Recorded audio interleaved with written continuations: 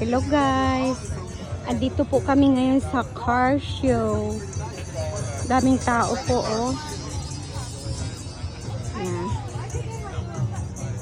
Oh, siya nga pala guys. Ito po yung bagong kotse ni Mayumi. Yan po. Yan, hindi pa niya gamay ang pagmamaniho. Nahirap, malaki kasi ito.